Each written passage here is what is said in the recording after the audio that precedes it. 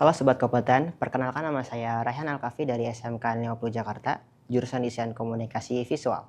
Kalian pernah nggak sih tertarik dengan dunia fotografi tapi bingung mau mulai dari mana? Jika kalian mau ingin mulai, cek di YouTube, masih banyak sekali bahasa-bahasa yang kalian tidak ketahui dan bahkan tidak umum untuk seorang pemula. Maka oleh karena itu, pada video kali ini, izinkan saya untuk mengenali beberapa jenis lensa dan kamera untuk kamu seorang pemula. Oke, yang pertama, kamera yang umum digunakan oleh para pemula yaitu adalah smartphone. Smartphone memiliki kelebihan yaitu ringkas dan praktis, bisa dibawa kemana-mana, apalagi perkembangan jenis kamera terus berkembang di zaman sekarang. Yang kedua adalah kamera pocket. Kamera pocket memiliki kelebihan yaitu memiliki optikal yang lebih maju ketimbang smartphone. Ketika kamu sudah memiliki fleksibilitas yang lebih tinggi dan lebih memahami tentang dunia fotografi, kamu bisa memiliki jenis kamera yaitu dua. Yang pertama adalah mirrorless.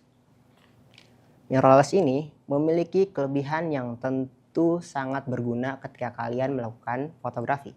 Yang pertama adalah dia ini ringkas, ringan, dan tentunya kelebihan yang lain yang tidak dimiliki oleh kamera lain yaitu dia ini memiliki fitur yang lebih beragam.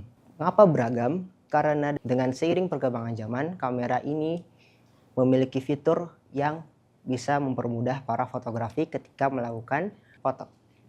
Yang kedua adalah kamera DSLR. Kamera DSLR ini adalah kamera tradisional sebelum adanya mirrorless.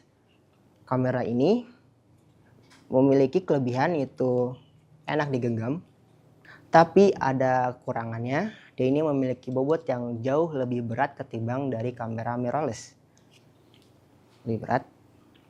Namun, kamera DSLR ini masih banyak diminati oleh para fotografi pada zaman sekarang karena tentunya dia ini memiliki kelebihan yaitu memiliki jumlah lensa yang lebih beragam. Oke, untuk memulai lensa, alangkah baiknya saya jelaskan terlebih dahulu dua macam tentang lensa. Lensa ini memiliki aperture dan fokus. Aperture, jika angka dari aperture itu kecil, maka semakin bokeh dari gambar yang akan kamu ambil. Kalau misalkan angkanya itu besar, maka akan semakin luas angka fokusnya. Misal kamu mau foto orang, aperture rendah, maka background akan bokeh. Bokeh itu adalah buram. Jadi kalau kamu foto orang dan aperture rendah, maka nanti pada saat kamu foto, background atau latar akan buram. Namun pada saat kamu menggunakan aperture yang tinggi, nanti background dan latar itu nyatu, jadi tidak buram sama sekali untuk backgroundnya atau latarnya. Jadi itu sangat cocok ketika kamu ingin foto pemandangan atau hal-hal kayak foto bareng-bareng, itu sangat cocok ketika aperturnya itu tinggi. Namun kalau rendah itu ya seperti foto wedding atau bisa foto ijazah bisa mungkin kalau untuk apertur rendah. Kemudian adalah fokus dalam kamera. Fokus atau bahasa ini adalah milimeter. Jika misalkan milimeter dari kamera kecil, semakin lebar. Kalau semakin besar, semakin zoom, semakin jauh pandangannya. Mari kita mulai pembahasan lensa. Lensa ini memiliki banyak jenis beragam untuk kebutuhan masing-masing. Yang pertama adalah lensa kit. Lensa kit ini umumnya ada di saat kamu membeli kamera. Jadi setiap kamu membeli kamera pasti kamu memiliki lensa kit. Lensa kit ini adalah lensa bawaan dari saat kamu membeli. Jadi lensa dari bawaan perusahaan itu sendiri. Kamu pasti punya lensa kit untuk fotografi dasar. Lensa kit ini memiliki fungsi yang serbaguna tentunya. Namun tidak sebagus lensa lain karena memang fokusnya bukan di berbagai macam jenis foto. Yang selanjutnya adalah lensa all around atau lensa sapu jagat. Lensa sapu jagat ini memiliki kelebihan yaitu untuk bisa mengimbangi semua jenis situasi. Jadi misalkan kamu mau foto yang kecil, dia bisa seperti lensa kit. Jadi cuman dia memiliki zoom yang jauh lebih dari lensa kit. Kalau misalkan lensa kit ini dia zoomnya paling besar adalah 45, di sini bisa 200. Tapi lensa kecil lainnya paling kecil milimeternya bisa sama seperti dari lensa kit. Jadi ini sangat serbaguna di segala situasi. Dan yang ketiga adalah lensa zoom. Lensa zoom ini fokusnya untuk ketika kamu ingin memfoto suatu hal yang objeknya jauh, seperti kamu bisa menggunakannya saat foto sepak bola mungkin bisa seperti itu. Jadi emang fokusnya itu ketika kamu foto objek yang jauh, jadi dia tidak cocok untuk objek yang dekat. Kalau kamu ingin foto ijazah atau foto-foto yang street photography yang kamu ingin foto mobil itu dalam jarak dekat, itu sangat tidak cocok karena memang dia tidak bisa zoom outnya itu setara dengan lensa-lensa lainnya. Karena memang fokusnya itu untuk memfoto yang jauh. Kayak kamu ingin foto pemandangan atau foto burung yang di atas pohon, itu lensa zoom.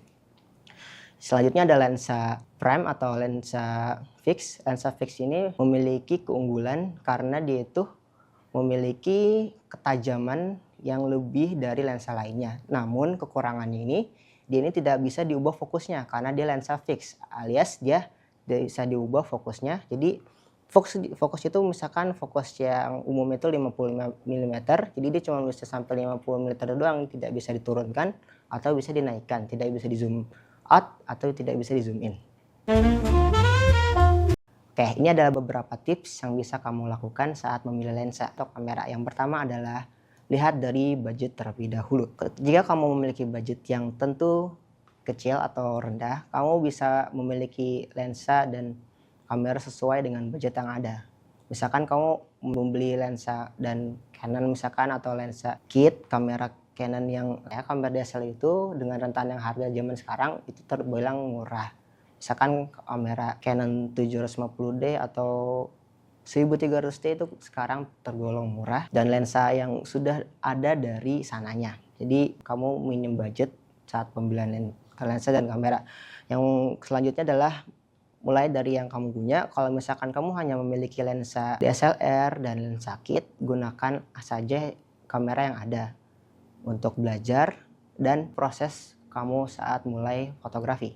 Kalau misalkan kamu hanya punya HP atau smartphone, kamu bisa pelajari dari smartphone itu. Walaupun beda dengan kamera DSLR atau mirrorless, tapi kita bisa belajar untuk memahami komposisi yang ada. Yang selanjutnya adalah pikirkan kebutuhan. Jika kamu memilih untuk foto landscape, potret, atau lain sebagainya, itu sangat berpengaruh pada saat kamu memilih lensa. Selanjutnya adalah jangan terpaku pada spesifikasi.